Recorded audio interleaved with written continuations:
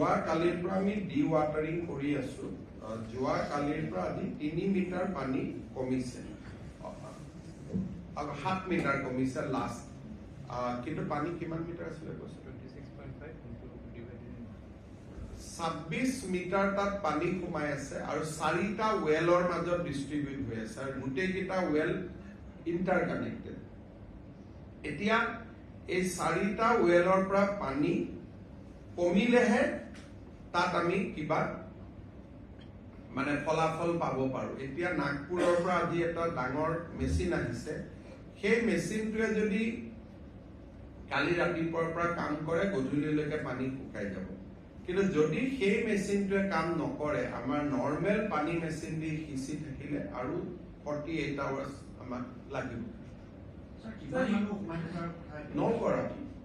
নগৰাকী সোমাই আছে এগৰাকী আমি শৰীৰ পাইছো বাকি 8টা ফ্যামিলি আহি আমাক ৰিপৰ্ট কৰিছে গতিকে টোটাল 9টা বুলিয়ে ধাৰণা কৰা হৈছে আৰু যদি কোনোবাৰ ফ্যামিলি নাই একেবাৰে অকলে আহিছে কোনো মিসিং ৰিপৰ্ট কৰা নাই লগ বন্ধু নাই সাধাৰণতে ফ্যামিলি নাথাকিলেও লগ বন্ধু থাকে গতিকে কোনেও এতিয়ালৈকে আমাৰ 9 জনৰ ওপৰত পোৱা নাই আৰু এজনৰ মৃত শৰীৰটো আমি ইতিমধ্যে পাইছো So it was an illegal coal mine that you have also found.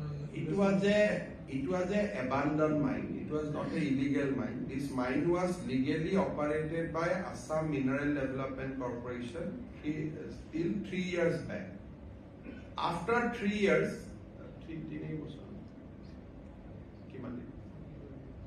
it was abandoned for last 12 years. So that was the first day these people entered into the well. So AMDC has abandoned all these mines 12 years back. So this is not illegal mining, it was an abandoned mine. And these people has entered that day for the first time into the mine to extract coal. Or before that there was no mining on that site.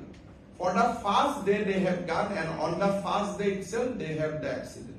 So can we say that they entered that mine for illegal railroad? They have entered the mine illegally. Can I say that I have already tweeted it long back, and I have also said that police has registered the case and police arrested the person also who brought these laborers into the mine already, and I tweeted long back 4 days ago.